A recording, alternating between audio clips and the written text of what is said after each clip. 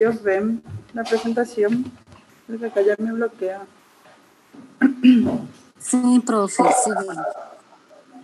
Ahí ya lo tengo. Bueno, hoy vamos a hablar del capítulo 66 del libro. Vamos a hablar de la terapia antituberculosa. Cuando ustedes vean el libro primero habla de todas las drogas antituberculosas y después al final habla un poquitito de terapia antilepra, ¿verdad? Y en el medio de eso habla de micobacterias atípicas. Lo que sea micobacterias atípicas y lepra, vamos a hablar en una segunda clase. ¿Por qué? Porque la terapia antituberculosa yo le complementé con los esquemas, que eso, por ejemplo, no menciona así bien como el esquema en el libro. Sin embargo, en clínica médica, cuando ustedes hagan su, ¿verdad? Eso es lo que se aplica. El esquema de tratamiento de la tuberculosis, la OPS y la OMS unificaron, ¿verdad? Porque es un problema de salud. Cuando empezó a hacer mucha resistencia, que ya hablamos mucho de resistencia bacteriana, se convirtió en un problema mundial. Entonces los tratamientos se unificaron. O sea, ustedes viajen al Perú, se vayan a Brasil, se vayan a Bolivia, le hablo Sudamérica porque son los lugares donde más hay, ¿verdad? En Europa prácticamente ya no hay, son raros, pero también existen. Entonces, por esa razón van a ver que el DOTS, que es el esquema de tratamiento, está unificado. Para hablar un poquitito de historia, la tuberculosis, ¿verdad? El bacilo de Koch es el que causa esto. El nombre científico es Mycobacterium tuberculosis, hablando del germen más frecuente. Y él es un aerobio acidófilo. Acidófilo significa que cuando se hace el método de tinción, ácido alcohol resistente. Eso es, en microbiología ustedes llegaron a entrar en laboratorio, ¿no? Sí. Llegaron a entrar. ¿Y ahí le mostraron los métodos de tinción o no? Sí. Bueno, y cuando se hace el método de VAR, se ponen las tinciones y después se le derrama el alcohol tipo para limpiar y se pone la lámina después para mirar. Y todo lo que es, digamos, si no es resistente al alcohol, se va a ver todo azul. En el último slide yo le puse la imagen como tuvieron que haber visto, ¿verdad? Sin embargo, como este ácido alcohol resistente, se queda con la tinción roja. Se queda el color rojo el vacío. Y él tiene una pared rica en lípidos, ¿verdad? Y su velocidad de crecimiento es de aproximadamente 18 horas. ¿Por qué yo le puse la velocidad de crecimiento? Porque ahí van a entender por qué el tratamiento de la tuberculosis es tan larga. Van a ver que su esquema de tratamiento son de 6 meses. Y cuando demos luego, no sé si llega a entrar el programa, pero si llamamos a dar tuberculosis extrapulmonar, los tratamientos a veces se prolongan hasta 1 año, incluso 1 año y medio.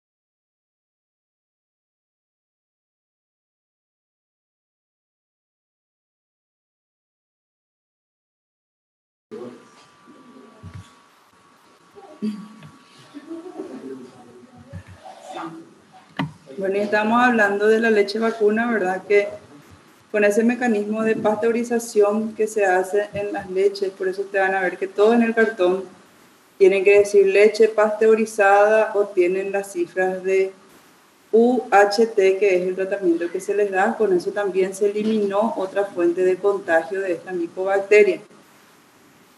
Pero justamente la razón por la que sigue existiendo en los países en vía de desarrollo o tercermundistas, y también hoy en día ya no, con algunas corrientes que sabemos, ¿verdad?, de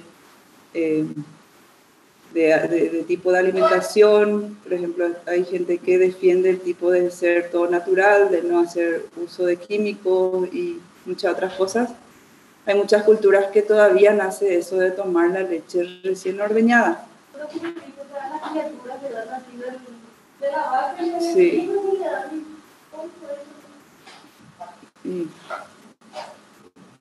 Y bueno, es lo mismo que con las vacunas, o sea, hay gente que sabe bien que la parálisis infantil hace rato se tenía que haber erradicado totalmente, y hay padres que todavía no le vacunan contra eso, ¿verdad? ¿Y para qué se hace? O sea, ¿cómo se vio esta enfermedad? Y como les dije, el bacilo tiene distintos estadios, y cuando uno encuentra un enfermo que tiene el bacilo, que está viviendo en los lisosomas del macrófago, algunos están presentes ahí en el espacio alveolar, ¿verdad? Entonces, uno tiene que tratar de atacar ese bacilo en todo su estadio, ¿verdad? O sea, en el lugar donde esté alojado, porque lo que nosotros queremos hacer con el tratamiento es eliminar los bacilos, ¿verdad? Y la otra cosa que nosotros queremos es prevención de recaída. ¿Por qué? Porque como yo les mencioné, este bacilo tiene un periodo de crecimiento de 18 horas. Significa que si empezó a dar una colonia, ¿verdad?, y vos le hiciste un tratamiento hoy, vos pudiste haber eliminado esos bacilos que son adultos, pero esos que estuvieron creciendo, recién se van a desarrollar todo dentro de 18 horas, y así sucesivamente. Entonces, tenés que, digamos, agarrarle. Es como que vos elimines, por ejemplo, una colonia de hormiga acá, le pusiste un veneno y le mataste, pero ellos ya dejaron huevito en otra parte. Y vos mataste hoy y dijiste, ah, bueno, terminó. Venís en 18 horas después, ya había un poquitito acá.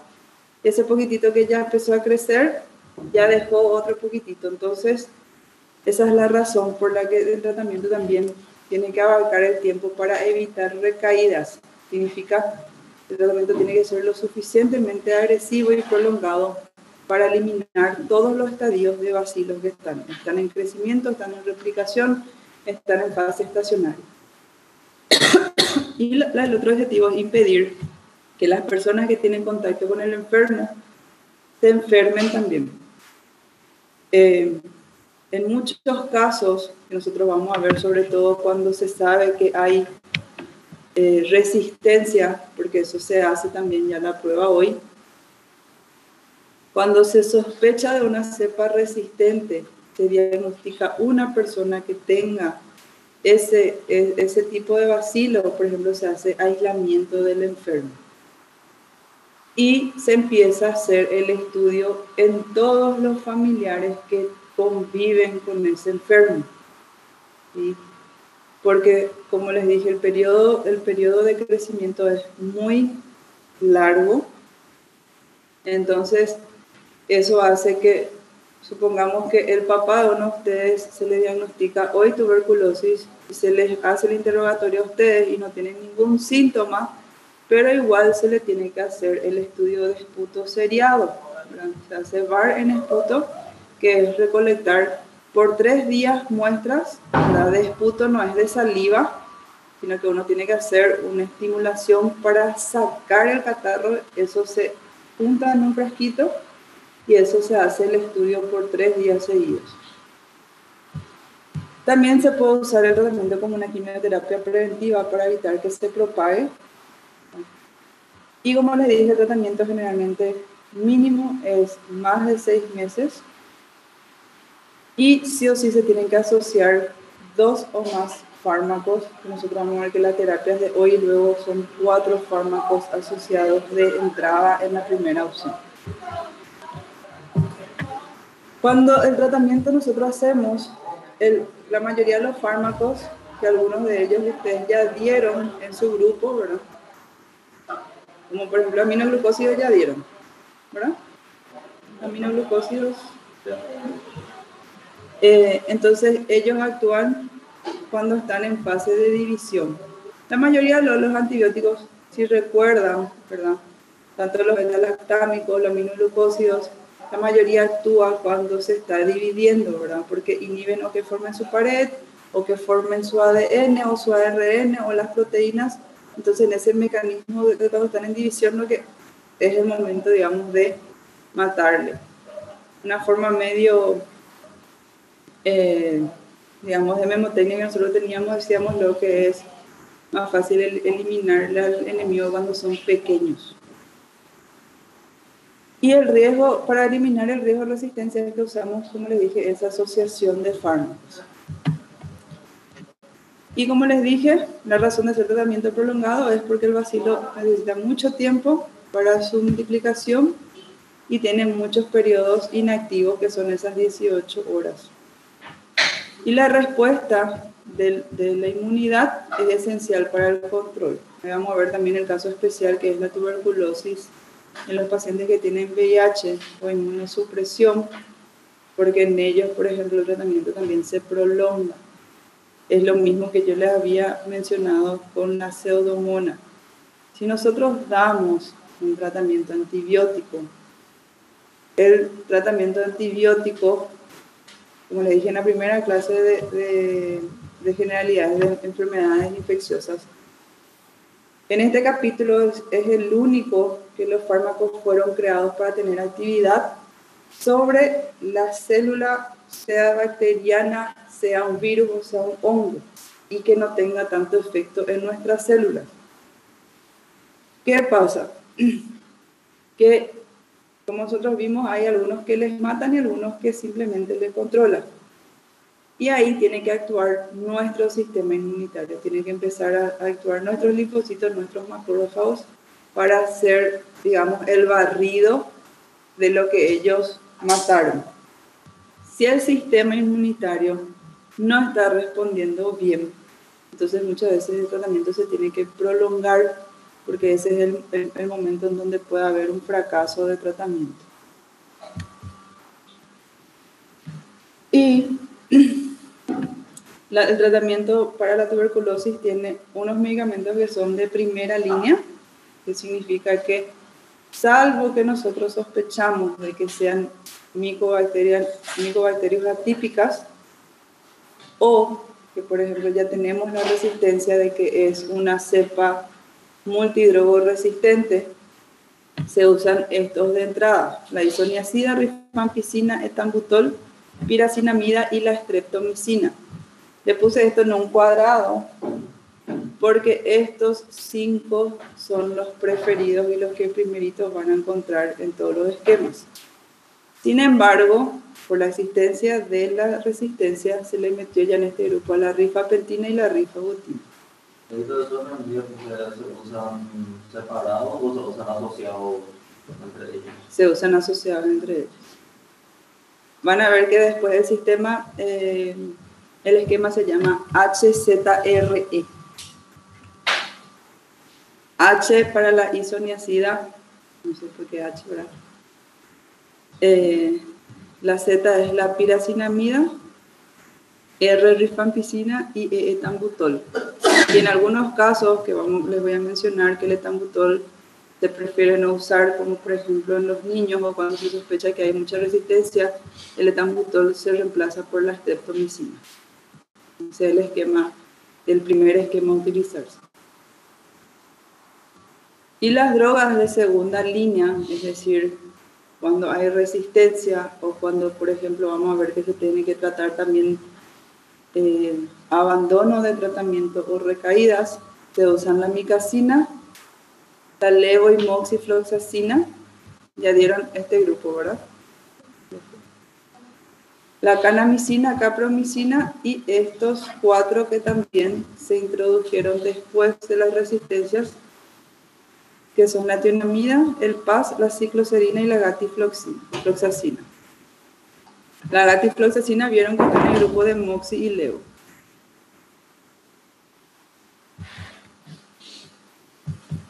Y bueno, esto para mencionarles nomás porque esto van a encontrarlo en el libro así mismo, ¿verdad?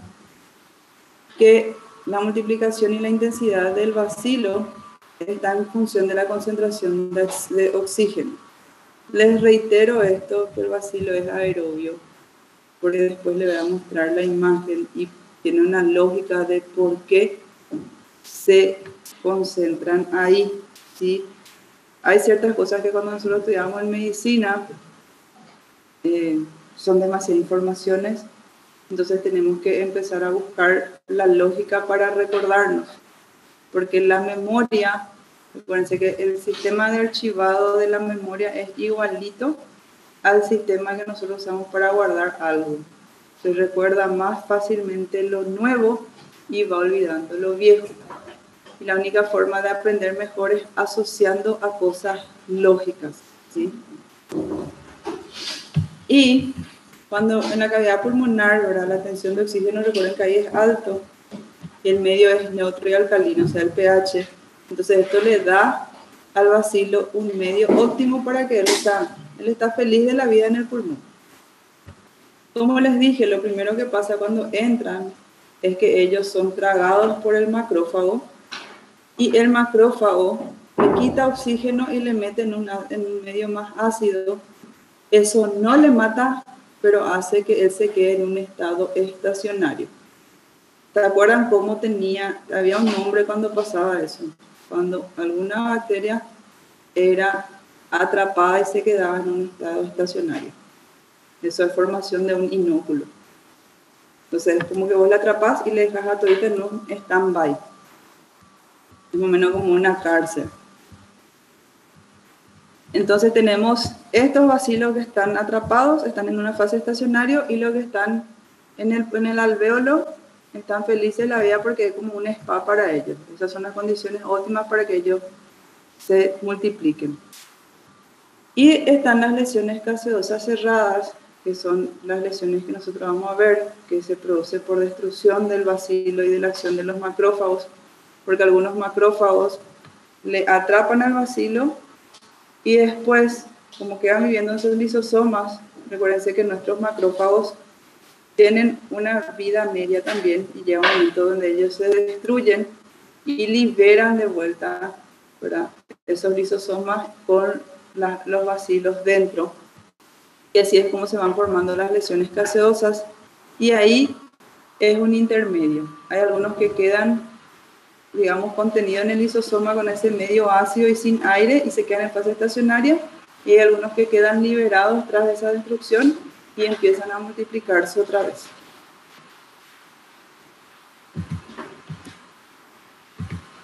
Y esta es la evolución de cuando hay una primera infección, que puede ser prácticamente asintomático, el paciente ya tiene el bacilo, se forma esto chiquitito, es decir, este es el contenido, digamos que el conjunto macrófago se fue y trató de contener, y hay bacilos que están haciendo infección, y esto después va haciendo ese mecanismo de lisis y van formando las cavernas. Y cuando está en este estadio que ven acá, cuando hay numerosas cavernas ya, generalmente es cuando nosotros llegamos. O sea, ahí el paciente tiene sintomatología. Probablemente en estos dos ya tiene la tos. Ustedes todavía no dieron tuberculosis, ¿verdad? Bueno, y se acuerdan que la principal clínica era una tos seca prolongada que podía estar acompañada de fiebre o no. Generalmente sospechamos cuando hay una tos de más de un mes de evolución. Y normalmente acá está ese periodo de tos, porque el pulmón trata de defenderse, la tos es un mecanismo de defensa. Y cuando hay estas formaciones de caverna es cuando el paciente ya puede hacer una expectoración sanguinolenta, porque esto es destrucción del parénquima alveolar. ¿Y qué pasa cuando el parénquima se destruye? Deja más expuesto la parte vascular. Ustedes se acuerdan por anatomía que cada alveolo tenía una arteria y una vena que le rodeaba. Es por eso que ellos cuando tosen mucho después pueden liberar esputos con sangre, porque como hubo destrucción, esos capilares están más expuestos. Es lo mismo que pasa, hay personas que por ejemplo tienen sangrado nasal, se engripan y ya les sangra la nariz. Eso no significa que esas personas tengan una malformación, no sé. Significa que nada más tiene capilares que son muy superficiales, que apenas hacen congestión. Entonces, al sonar o al estornudar, hace una lesión mecánica el aire que pasa y produce ese sangrado de ese capilar que está expuesto. Y vamos a ver que la isoniazida y la rifampicina son bactericidas, o sea que le llamamos tuberculicidas, pero son bactericidas en los espacios extracelulares cavitarios, también dentro del macrófago y en las lesiones caseosas.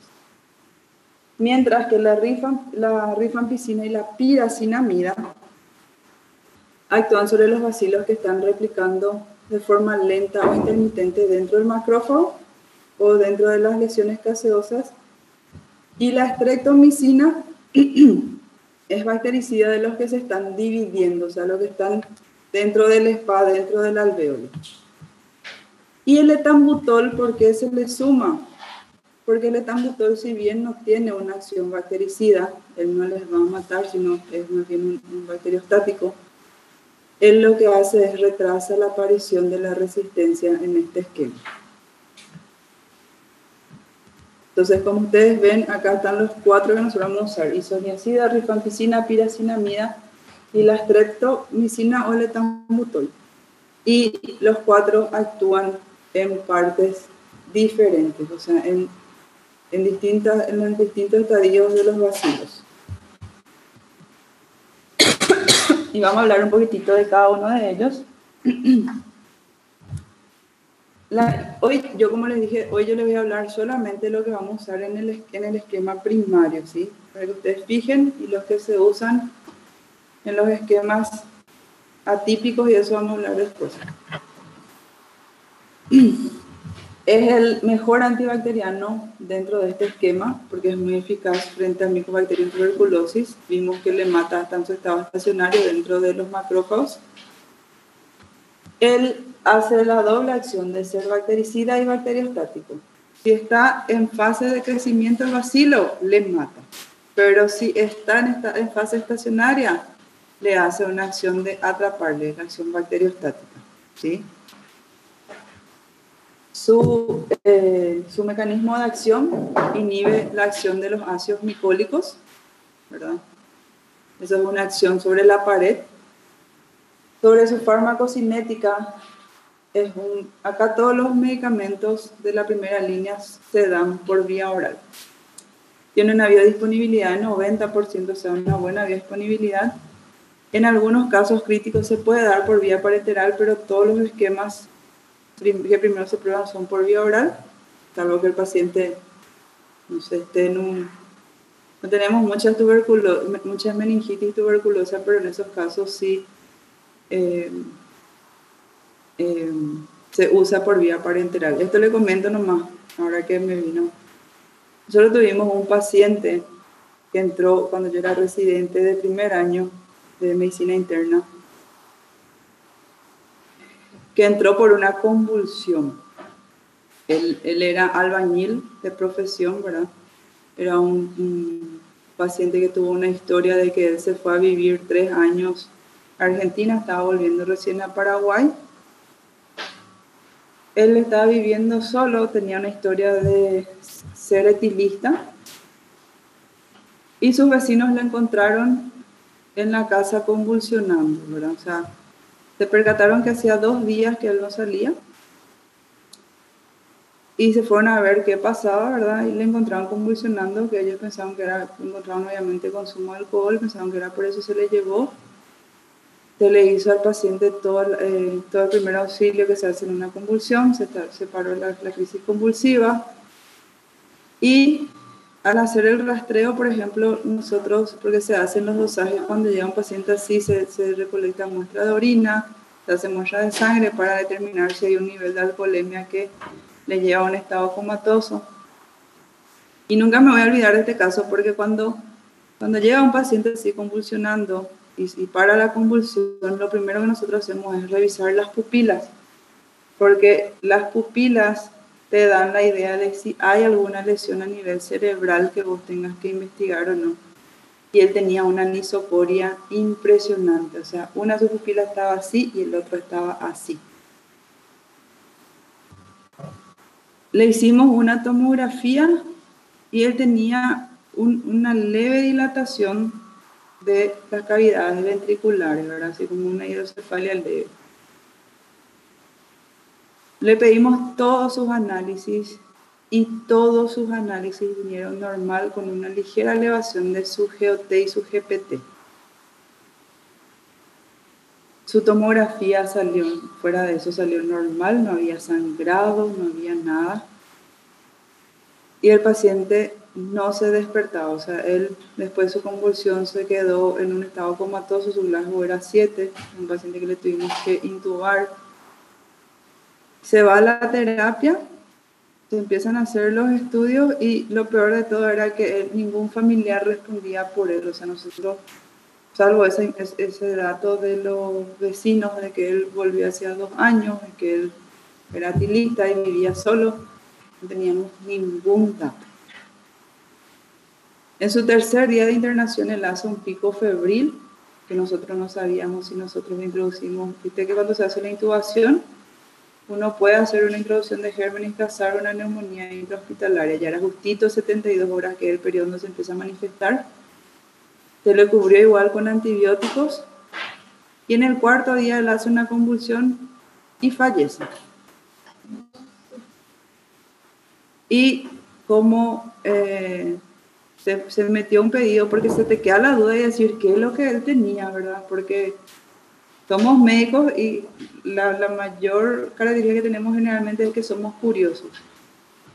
Entonces se pidió vía fiscalía una autorización para hacer una autopsia y al hacer la autopsia su pulmón tenía lleno de pequeños granulomas. Se recolectó una muestra porque se hace estudio de líquidos también y él tenía una meningitis tuberculosa. Imagínense, él 2 días antes de esa convulsión, él estaba tomando, ¿verdad?, con sus vecinos, estuvo bien, él no tosía, él no tenía ninguna sintomatología, directamente fue la convulsión y en su cuarto día, después de que ya estaba en terapia, todas esas cosas, falleció. Entonces, el caso crítico que más se usa para enterar es la meningitis tuberculosa. Pero hasta ahora en los únicos 3 casos que yo vi, en ninguno llegamos a tiempo.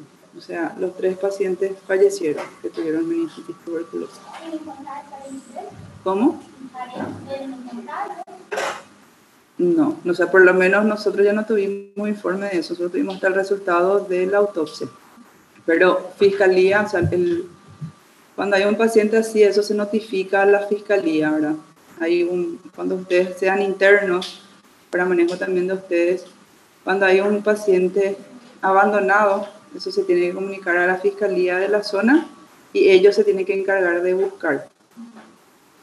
Y cuando, por ejemplo, si no encuentran hermano, papá, se va buscando hasta una línea hasta encontrar. Pero nosotros ya no tuvimos informe de sus familiares, por lo menos. La isoniazida tiene una buena distribución, pasa prácticamente todos los tejidos, atraviesa el líquido cefalorraquídeo, pasa a la leche materna y a la placenta,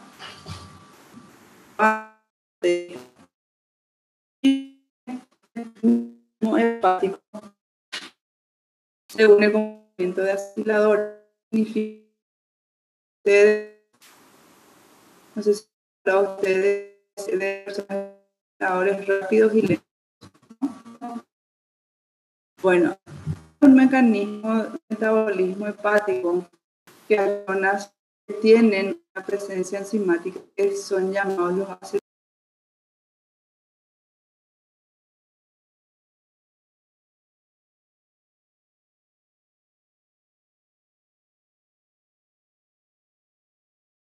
La acetilenzima CoA. Por ejemplo, el alcohol, uno de ellos es la isoniazida, y hay otros compuestos. Los acetiladores rápidos significa que metabolizan rápido y eliminan más rápido estos tipos de compuestos. Es por eso, por ejemplo, que hay personas, ustedes pueden tener, por ejemplo, dos amigos, comparen nomás eso, que toman la misma cantidad de alcohol, sin embargo, uno parece que no le hace nada luego, o sea, está tomando la misma velocidad, la misma cantidad y no se emborracha. Probablemente esa persona es un acetilador rápido, significa que entra con su sistema, se metaboliza rápido y ya se elimina otra vez. Parece que hay mucho en este grupo, se están riendo. Y la isoniazida, como tiene ese metabolismo, ellos sí se eliminan por vía renal, pero en una forma inactiva. Y su inicio de acción es máximo a partir de las 1 a 2 horas post consumo. Se usan en caso de profilaxis, en tratamiento de la tuberculosis, en la meningitis tuberculosa y también cuando hay micobacterias atípicas. Las reacciones adversas que puede producir son hepatitis, neuritis periférica, sobre todo con esto. Van a ver que igual puede producir rash, yo les puse algunas imágenes de todos los que van a producir en conjunto. Y está contraindicado cuando hay falla hepática o renal. Repito. Perdón. Hola. Sí, con ella.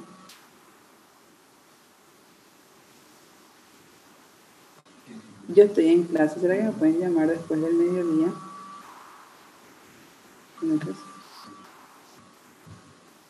Bueno, cuando hay falla renal o hepática, como tiene metabolismo hepático y eliminación renal, hay que estar contraindicado su uso o hay que tener ajustes. Si hay una convulsión, también la verdad que no está contraindicado, sino que hay que tener cuidado. Y justamente parece contradictorio. ¿Por qué? Porque la meningitis tuberculosa justamente donde más tienen que sospechar es cuando hay una convulsión sin etiología determinada. Y más otra vez si no es conocido convulsionador. Cuando hay alcoholismo activo o tratado, o sea, un paciente, como les dije, en los acetiladores rápidos, se va a manifestar más aquellos que son etilistas conocidos. La rifampicina, que es el segundo, es también bactericida, pero cuando hay forma extra e intracelular, ¿verdad? Es un antibiótico semisintético y produce, o sea, tiene un amplio espectro. ¿Qué significa? Que él va a cubrir tanto la micobacteria en tuberculosis como el avis y como las otras atípicas. Su mecanismo de acción es fijarse a la ARN polimerasa, ¿verdad? Vimos eso, ya vieron eso, ¿verdad? ¿Cuál eran las 30S y cuál 50S? Su farmacocinética, ella tiene una buena absorción gastrointestinal, una buena difusión y biodisponibilidad de hasta 90%. Atraviesa la placenta, eso es importante porque vamos a ver tuberculosis en el embarazo también. A diferencia de la isoniazida, la rifampicina tiene una alta unión proteica y la absorción está inhibida por los alimentos. ¿Sí? Entonces, no se tiene que dar cerca de las comidas. Tiene metabolismo hepático y es inductor enzimático. Significa que a medida que se va catalogando, que se va metabolizando, va a estimular más las enzimas. Tiene eliminación por vía biliar y también por vía renal, pero es más por bilis que por vía renal. Usamos en la TBC y en la meningitis también para Neisseria. Las reacciones que podemos ver es desde hepatitis, molestias digestivas, mareo, fiebre, artralgias, dolor muscular, hematuria y eczemas o enrojecimientos, ¿verdad? La precaución que hay que tener es que hace cambio en la orina, ¿verdad? Tanto en todos los líquidos que se elimina, ella hace un cambio de coloración. Entonces eso le tienen que advertir al paciente, porque también ya tuvimos pacientes que vinieron, ¿verdad?, asustados porque su pipí cambió de color. Y tener cuidado también en las disfunciones hepáticas y cuando hay consumo de alcohol.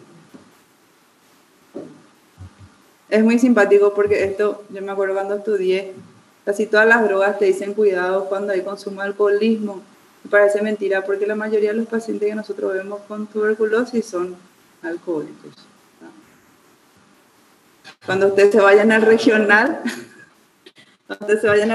van a ver que en la mayoría que van a ver, por ejemplo, casos de tuberculosis son los indígenas. Ellos, por ejemplo, tienen también una alta tasa de alcoholismo. Porque recuérdense que el alcohol, estamos hablando de alcohol no a un nivel de consumo, digamos, de diversión, ¿verdad? Estamos hablando de un alcoholismo como una patología en sí, y generalmente eso conlleva a una desnutrición y a un compromiso del estado inmunitario. Por eso es que vemos mucho en ellos.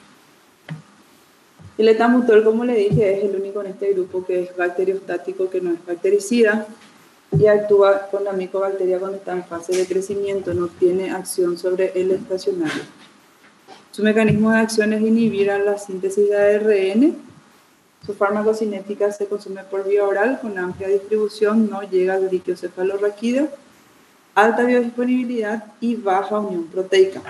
Tiene metabolismo hepático y excreción renal. Hasta ahora los primeros tres, para que se recuerden, tienen metabolismo hepático. Y la isoniazida y el etambutol tienen eliminación renal, y la rifampicina es la que tiene más eliminación por bilis que por vía renal. La semivida del etambutol es de alrededor de 3 a 4 horas. Las reacciones al tratamiento, ya vemos, se usa para todos los tipos de tuberculosis y puede producir reacciones de hipersensibilidad, neuritis retrobulbar y hiperuricemia, o sea, puede llegar a ser crisis de gota. Tener precaución porque pasa la placenta y la leche materna. Está contraindicado, justamente como le dije, cuando hay una gota, una disfunción renal o ya conocida una neuritis óptica. Y en la streptomicina, que ya vimos que es un aminoglucósido, es bactericida, tiene un espectro intermedio, no tiene tanta potencia para matar el bacilo, pero, como les puse anteriormente, él hace una acción cuando están en una fase gaseosa. Su acción es unirse a la unidad ribosomal 30S y detener la producción proteica. La streptomicina se suele dar por vía intramuscular, pero también en algunos casos se da por vía oral. Nosotros realmente no disponemos tanto. Y él actúa solamente en el espacio extracelular. Atraviesa la placenta, tiene poca unión proteica, no tiene metabolismo hepático y tiene excreción renal. Tiene un poco biliar, pero es más renal a diferencia de lo que es la rifampicina. Y en este caso, la streptomicina se usa también para, ya le pongo nomás para que sepan que se usa también para endocarditis bacteriana, para el tratamiento de la brucelosis y el granuloma inguinal. Y tener cuidado con los aminoglucósidos, vemos en generalidades que ellos producen ototoxicidad. Entonces, hay muchas veces que nosotros el etambutol, por el riesgo de neuritis óptica, cuando se tratan niños con tuberculosis, se quiere pasar a la streptomicina, pero la streptomicina hay que tener también cuidado en qué fase del crecimiento del niño se va a usar por esa ototoxicidad que puede llegar a producir una sordera.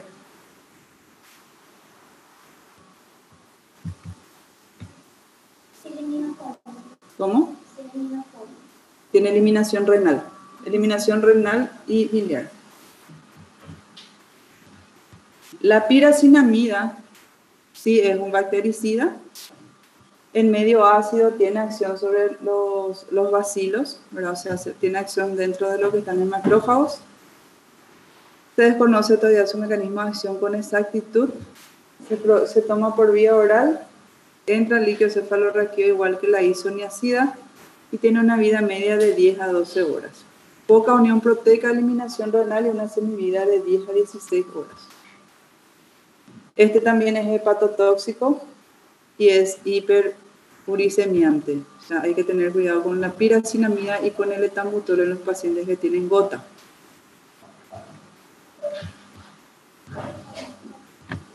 Las drogas de segunda línea, yo ya les facilité acá las dosis, porque eso es lo que está un poco complicado en el cuadro que está en el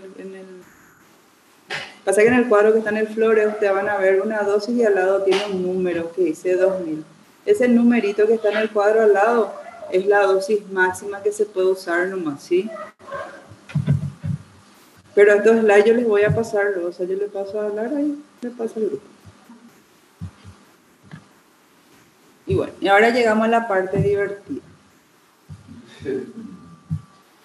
Como les dije, en 1993, un poco de historia, se determinó que la tuberculosis era una emergencia a nivel mundial porque había todavía muchos casos y por la drogoresistencia que había. Entonces se creó esta estrategia llamada TAES o TOTS, ¿verdad? Que es el esquema que nosotros usamos. Y este esquema, ¿qué hace? Que el tratamiento sea intensivo. Y ustedes van a ver que acá se da el medicamento entre semana y no se da los domingos ni los feriados. Y me van a decir, ¿por qué eso? Porque para asegurar de que no haya abandono, el paciente tiene que tomar frente a un personal de enfermería o a un técnico que está en el tratamiento. O sea, ellos se van y toman frente a las personas. Eso es lo ideal. Hay pacientes, yo creo que eso pasa tanto acá como pasa en Brasil, le digo porque tengo una conocida, ella es pedrojuanina, pero ella se llama Rosario Teixeira Coronel.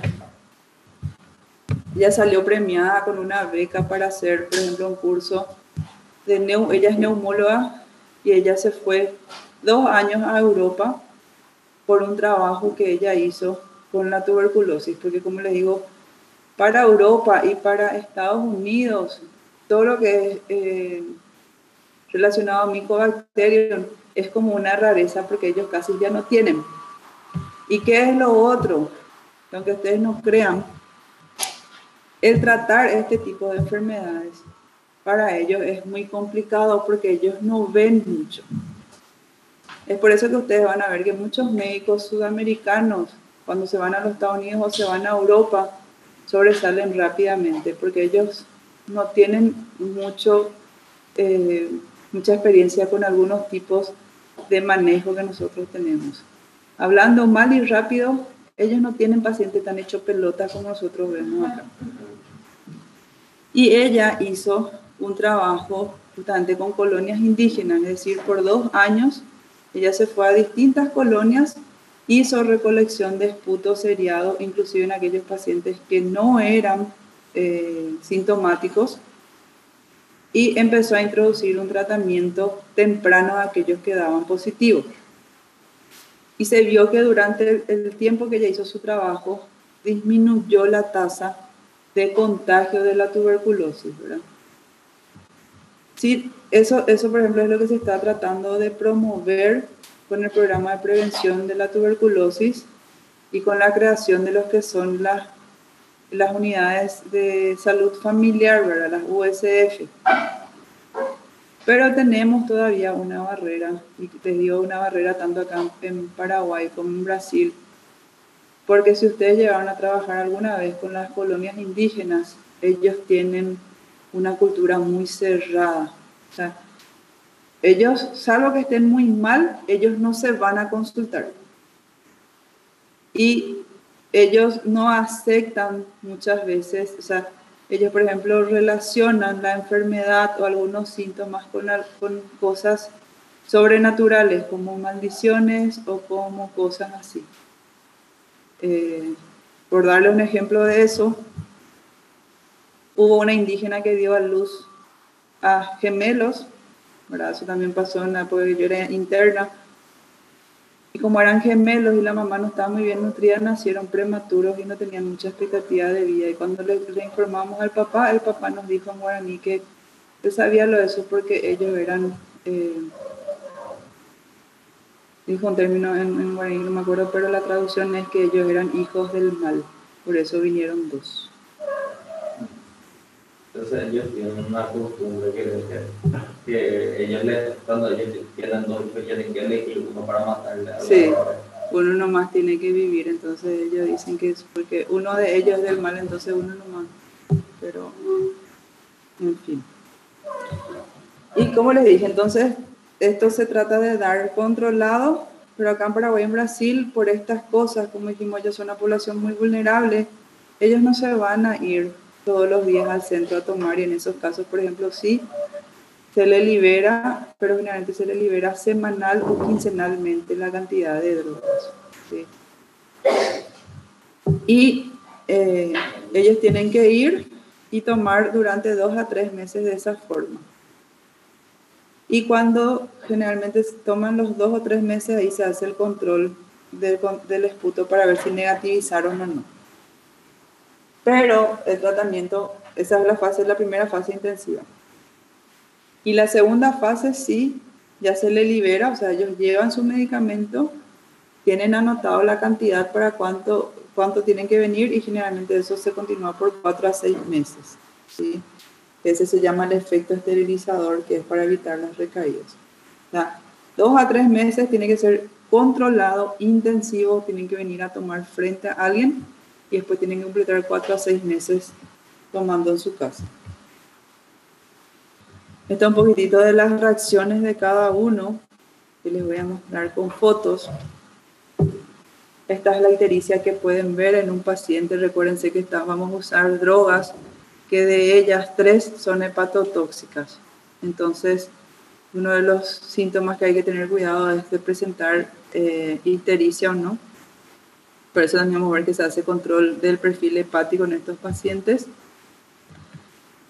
Este es otro tipo de reacción que pueden ver en los pacientes que hacen, esto van a ver cuando ven lupus, pero esto se llama lesiones lupus light. Significa, no es una lesión del lupus, pero puede ser causada por la utilización de estos medicamentos que hace ese eritema en ala de mariposa, le llamamos, porque agarra acá y justito en el área malar. Y cuando uno le hace el control, estos pacientes dan una reacción cruzada al ANA. O sea, uno le dosa su ANA y sale positivo. Por eso es que el ANA, cuando se informa si es positivo o no, se informa la cantidad que es positivo y se informa el patrón, porque hay muchos tratamientos con drogas, con muchas enfermedades que pueden dar una reacción cruzada y no ser una colágenopatía. Esto es lo otro que pueden ver, que está causado por la isoniazida, que es una pelagra. Ven cómo la piel se pone roja, se pone como más gruesa y cómo empieza a ser descamativa.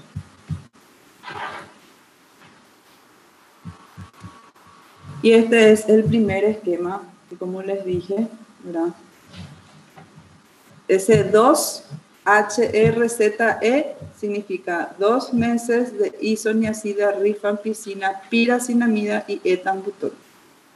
Y 4 meses de HR, que sería 4 meses de isoniazida con rifampicina. Este esquema, la primera categoría, se da para los primeros casos de tuberculosis pulmonar que se confirmaron por vaciloscopía o formas graves de tuberculosis pulmonar o extrapulmonar. Se usa este esquema. También se prueba este esquema en aquellos pacientes que abandonaron represión este tratamiento, hicieron solamente por un mes y finalmente caen otra vez en el servicio de salud. También se puede empezar si ya tienen vaciloscopía negativa, porque como dijimos, se hace los primeros 2 meses intensivos y ahí se le hace un control de vaciloscopía. Si el paciente negativiza, eso no significa de que el paciente está curado, sino que, como les dije, eso puede significar que la mayoría de los bacilos que están en su cuerpo están en una fase estacionaria no se detectan nomás todavía en esputo porque aquellos que están en alvéolos ya fueron destruidos y quedan aquellos que están en las cavernas o dentro de los lisosomas de los macrófagos. Si es la primera recaída, o sea, el primer abandono, se puede intentar todavía este esquema. Y acá les pongo las siglas para que se recuerden. H es de isoniazida, R de rifampicina, E de tambutol y Z de piracinamida. El núcleo está conformado por la isoniazida y la rifampicina. ¿Por qué? Porque en el principio les conté, ¿verdad?, que estos dos antibióticos son los que tienen esa acción bactericida en prácticamente todas las fases de crecimiento y hacen una acción bacteriostática en su fase estacionaria, o sea, actúan en todas las fases del bacilo. Después se agregó la piracinamida, ¿verdad? Y todos ellos en conjunto lo que buscamos hacer es que elimine el bacilo, tanto lo que están a nivel intra o extracelular. El tratamiento acortado, es decir, si el paciente se porta demasiado bien, no abandona, no recae, no toma alcohol, se alimenta bien, nos ayuda a nosotros, se da por 6 meses. O sea, 2 de HRZE y 4 de HR. Y se tienen que dar 82 dosis dividido, como les dije otra vez, en las dos etapas. La primera fase que ya les comenté, que es la fase intensiva, que se van del lunes a sábado. Y la segunda fase, que se van 2 veces a la semana para tomar la rifampicina y la isoniazida. Y estas son las dosis. En los esquemas de DOTS y de TAES, que fue lo otro que ayudó. Esto, por ejemplo, yo les doy para que ustedes puedan leer. Y como les dije, en el cuadro de ustedes van a encontrar que está esta primera dosis, ¿verdad? Esto, y esta dosis es lo que está en cuadrito, que es la dosis que se da y la dosis máxima diaria. Lo otro que facilitó el programa de tuberculosis, que si ustedes hacen su internado, o sea, ustedes tienen la ventaja de hacer su internado en el hospital regional y ahí funciona el programa, ustedes pueden acercarse y pedirle que les muestre cómo son las tabletas. ¿Por qué? Porque como fue un esquema simplificado, son así, cuando se le manda a ellos, se le manda la tableta del medicamento y tienen dos color diferente y está la sigla esta, la HRZE. Entonces, es más o menos apto para hasta aquellos que no pueden leer por el color y por las siglas, para identificar cuál es el medicamento. Y las presentaciones ya vienen así, o sea, ya viene esta asociación. Viene, por ejemplo, tabletas de una pastilla de rifampicina con una de isoniazida, con esta presentación para adultos y esta presentación para la pediátrica.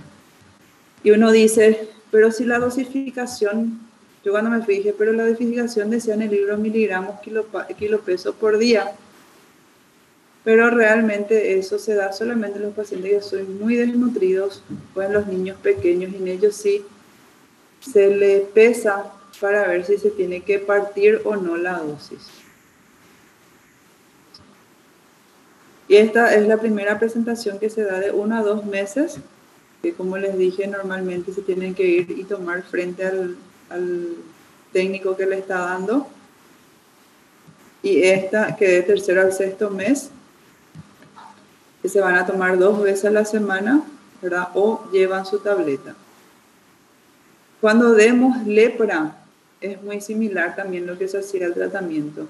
Sin embargo, con la lepra, como el mecanismo de contagio no es tan rápido como el pulmonar, porque recuerden que el pulmonar, como es por el flush, yo puedo estar hablándote y en el medio de nuestra conversación yo justo lancé una tos y ya te puedo pasar. En el caso de la lepra no pasa eso, por eso no somos tan agresivos en su tratamiento. La categoría 2, ¿verdad?, que cambia un poquitito, es 2 meses de isoniazida, rifampicina, piracinamida, etambutol y streptomicina, se suma esa S,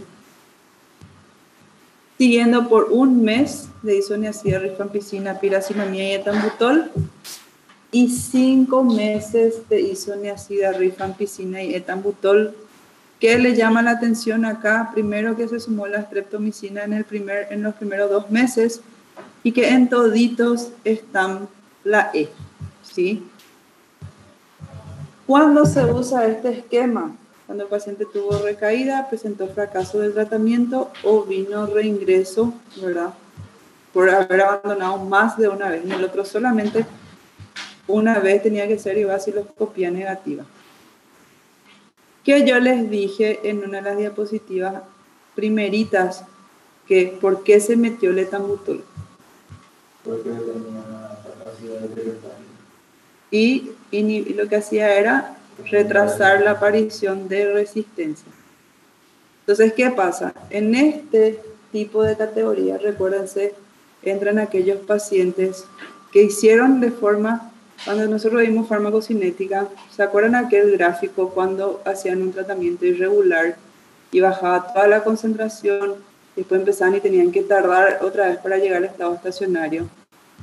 Cuando las personas toman de forma irregular o empezaron un tratamiento, abandonaron, vinieron segunda vez, abandonaron, vienen una tercera vez, esos comportamientos les dan posibilidad de generar resistencia. Entonces, en esos pacientes que nosotros sospechamos de que hicieron mal su tratamiento o que tienen sus defensas muy bajas y por eso fracasó el primer esquema, se les suma en toditos los meses este etambutol para asegurar de que por lo menos no generen una resistencia, ¿sí? Entonces, eso es lo que quiero que se les grabe en esta segunda categoría. Se agrega la streptomicina en los primeros meses y después en todos los meses queda el etambutol. Y este es el esquema que se da. En este caso la streptomicina se hace de forma inyectable. Y vienen la misma, sería lo mismo que el esquema anterior, pero con una inyección de streptomicina que van recibiendo de forma diaria de 1 gramo.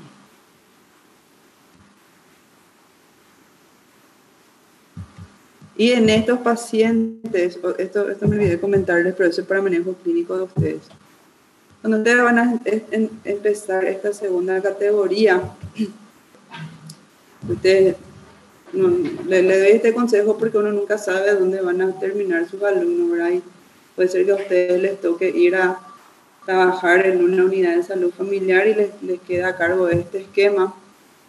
Cuando van a empezar una categoría 2, por su seguridad, siempre pídanle una revisión oftalmológica antes. Porque el etambutol, así como la piracinamida, tiene una acción sobre que puede causar una neuritis óptica. Entonces, hay pacientes que ya tienen una predisposición. Entonces, en ellos vamos a controlar de forma más frecuente, ¿verdad? La aparición o no sintomatología. Y en la categoría 3 es aquel paciente que nosotros encontramos una caverna, pero sin embargo se le hizo todos los estudios, sea por vaciloscopía, sea por GeneSpert, que van a ver que es la nueva forma también de hacer más fidedigna el diagnóstico, y son negativos, ¿verdad? Pero tiene la clínica y tiene la imagen también radiográfica o por tomografía. Y este esquema se da sin el etambutol. O sea, en esta categoría se ve aquellos que se supone de que muchas veces son una reactivación. Es decir, con este esquema, por ejemplo, yo particularmente usé en una sola paciente que era una abuelita de 89 años, que ya había tenido un antecedente de tuberculosis cuando tenía 45 años y completó tratamiento. Sin embargo, ella justo, digamos, tuvo una infección urinaria y después de eso empezó a tener un cuadro de tos y fiebre. Y le apareció un ganglio a nivel supraclavicular, que en esa localización siempre sospechamos algo malo, ¿verdad? Ganglio en región supraclavicular y en región abdominal siempre es algo malo. Y en ella nosotros le hicimos 6, 9 puntos seriados y todos salían negativos, pero igual, por ejemplo, le indicamos esta categoría porque ella tenía esa imagen de cavidad en el vértice izquierdo, que era el mismo lugar donde coincidía con ese ganglio.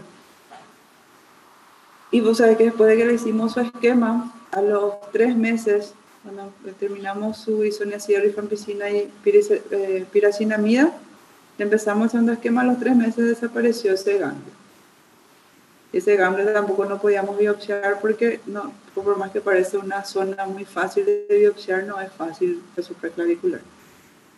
En este caso serían más o menos aquellos pacientes que nosotros sospechamos de que hicieron bien su tratamiento, contuvieron la enfermedad, pero pueden estar haciendo un rebrote, sea por disminución de su sistema de defensa, por la edad, que es un cambio en defensa natural, fisiológico.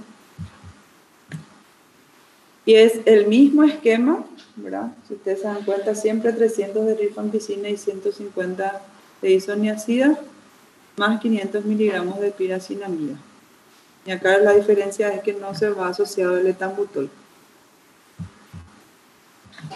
Y la cuarta categoría, que es cuando nosotros sospechamos una tuberculosis crónica, en este grupo ya se sospecha que hay bacilos multiresistentes que ustedes van a encontrar como MDR en el libro. MDR significa multidrogoresistencia del bacilo. Y se considera en esta categoría aquellos pacientes que ya recibieron 2 o más esquemas y siguen siendo sintomáticos. En estos casos, antes de empezar esta categoría, sí o sí se tiene que hacer un cultivo y se tiene que hacer la realización de búsqueda de sensibilidad. Que como yo le expliqué, por ejemplo, cuando vimos beta-lactámicos, se aísla el bacilo y se prueba con cada uno de los antibióticos a ver cuál es su corte de sensibilidad, o sea, qué concentración tienen efecto sobre el bacilo. Y de acuerdo a esa sensibilidad se hace el esquema de tratamiento. O sea, en la categoría 4 ya no hay un esquema así, tal como yo le mostré, sino que hay asociaciones. Y ahí ya entran esas 2 drogas nuevas que le había mencionado. Pero sí o sí acá tiene que ser previo a un cultivo. ¿Por qué?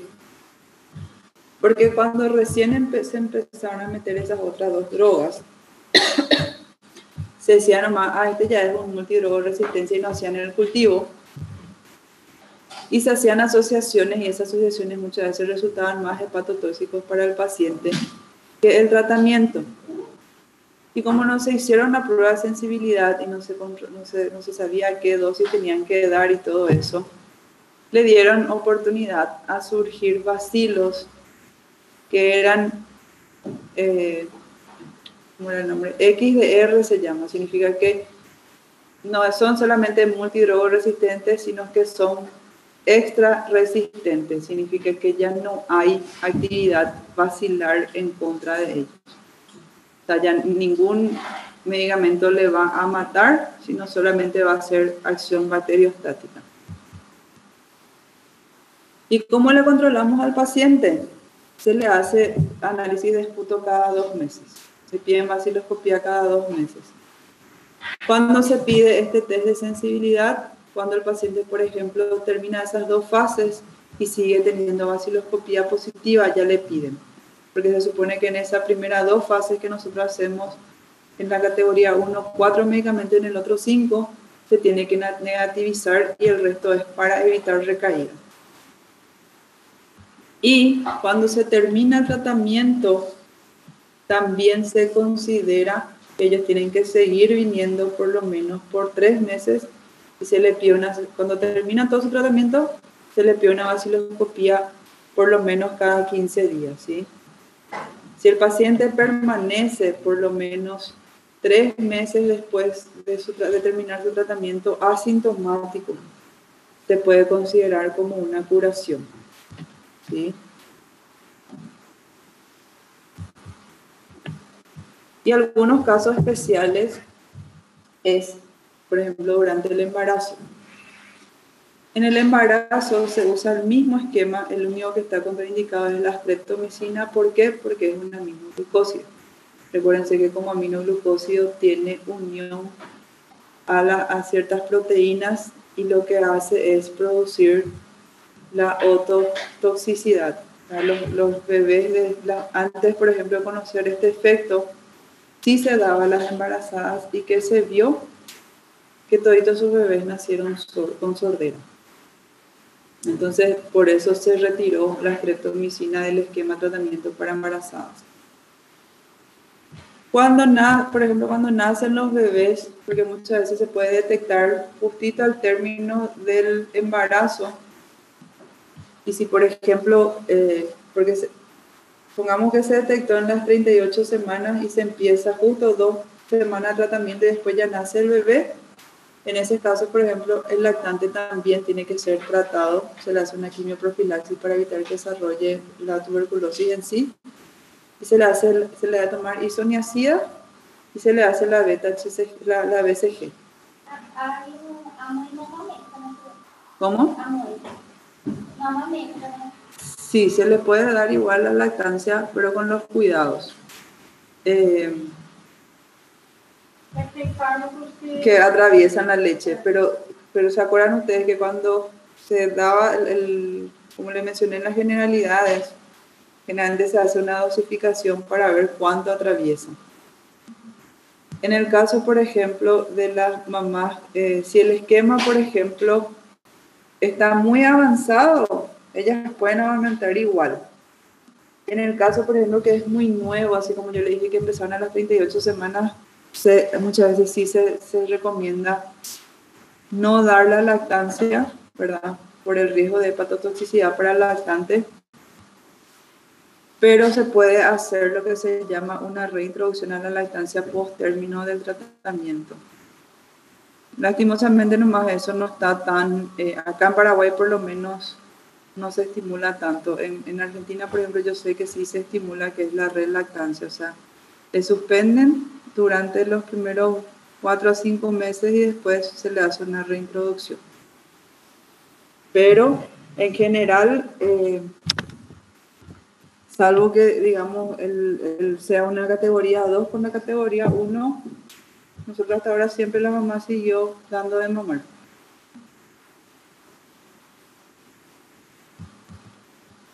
En los pacientes con VIH, ustedes van a ver que cuando den síndrome de inmunodeficiencia adquirida, van a ver que el VIH tiene estadios. Y generalmente la tuberculosis se presenta ya en un estadio de enfermedad por VIH. Significa que su CD4 va a estar muy bajo y suelen tener carga viral activa. Es por eso que cuando tienen un paciente con VIH y tuberculosis se tiene que hacer sí o sí el esquema. Empieza con el esquema 1, ¿verdad? Pero tiene que ser supervisado. Sí o sí, ellos sí no se le va a dar, ni por más que vivan a 10 kilómetros, no se le va a dar el esquema para que lleven a su casa.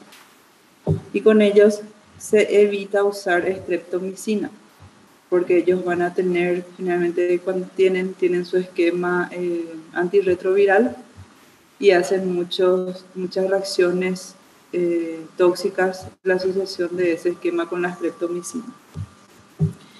Y la otra característica que tienen es que esa fase de 2 meses acá se prolonga hasta 6 meses en los pacientes con VIH. O sea, ese HRZE va a ser de 6 meses.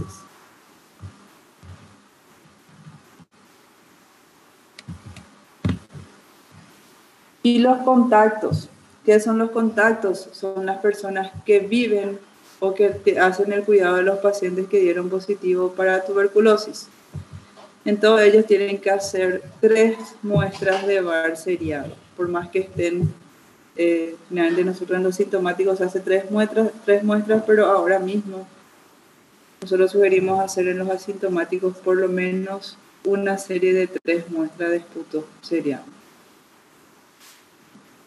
En el caso de que los contactos sean niños, tiene que ser una evaluación pediátrica, pero igual también se suele tomar una muestra de esputo.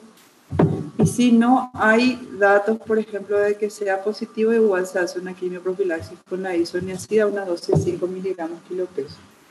Y si después vuelve el estudio de esputo positivo, entonces ahí sí se le inicia el tratamiento pleno. Pero así como a los lactantes, a los niños contactos también se le hace quimioprofilaxis.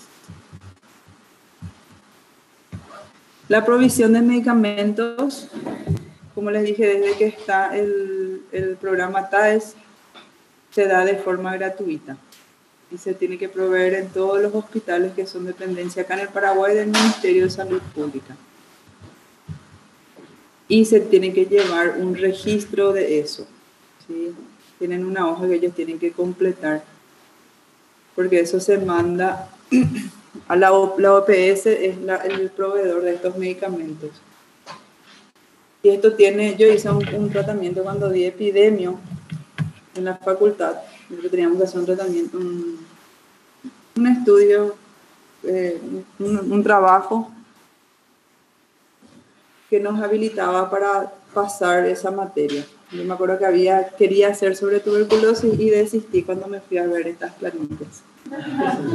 Tiene demasiada información porque tenés que anotar todo, literalmente todo tenés que anotar, porque si no, no te proveen los medicamentos. ¿Quién es el médico que le vio? ¿Qué fecha empezó a consultar? ¿Cuándo volvió su vaciloscopía? ¿Cuándo abandonó su tratamiento? Todo. Entonces cambié y hice de leishmaniasis. Y las benditas resistencias. Las resistencias en estos bacilos pueden ser primarias, que generalmente son resistencias que los bacilos ya tenían, ¿verdad? Inicialmente.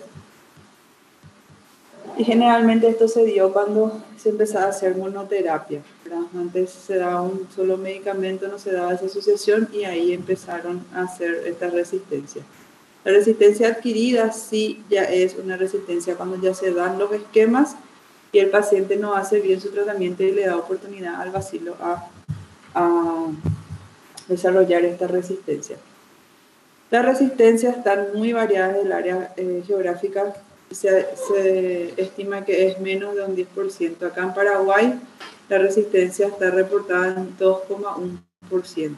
En Sudamérica, por lo menos, que fue la última estadística que yo revisé, estaban todos menores al 5%.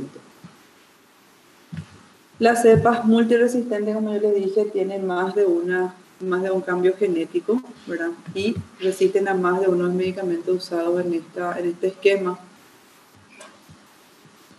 Y cuando hablamos de que ya es resistente a 2 o más medicamentos, se habla de cepas extremadamente multiresistentes. Ese era el nombre. Extra resistentes, ustedes van a encontrar en su libro con cepas XMDR. Eso significa que su resistencia ya es a 3 o más de los fármacos usados. Y este fue el último estudio que se hizo acá en Paraguay, que como ustedes ven a la isoniazida, recuérdense que la isoniazida es lo que se hace de quimioprofilaxis en niños y en lactantes, es el que mayor resistencia se vio, ¿verdad? Cuando ya había un tratamiento previo, o sea, después de la rifampicina. Pero ¿qué pasa? Nosotros dijimos que la isoniazida tenía más acción bactericida en todas las fases. Por eso les puse en color amarillo luego. Y cuando hay tratamiento previo, justo estos dos que constituyen el núcleo son los que más resistencia presentaron. Y multidrogoresistencia significa cuando se encontraron cepas MDR, se encontró mucha resistencia sobre todo al esquema HR, que sería el esquema que es para evitar la recaída. no se encontró a la asociación HRE y HRZ cuando había tratamiento previo, pero sí se encontró a la asociación cuando se pone el etambutol y streptomicina cuando ya hubo un tratamiento previo. O sea, ¿por qué yo le puse esto? Para que ustedes vean cómo causa más daño empezar un tratamiento y abandonar que cuando es el primer tratamiento, y inclusive en ese primer tratamiento no se toma bien.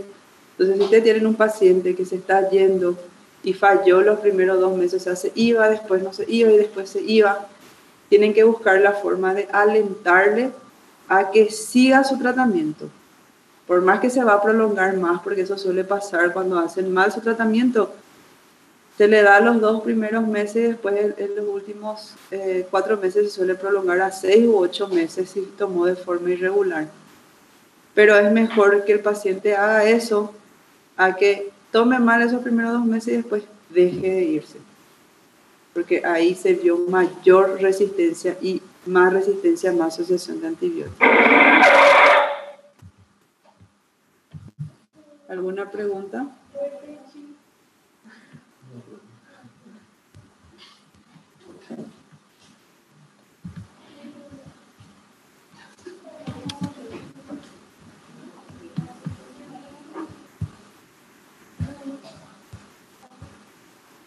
Ahí te voy a enviar ya la clase para que les pueda pasar. Espérenme que ahora me... ¿Alguno de ustedes tiene por si acaso un bolígrafo para prestarme para marcar la asistencia?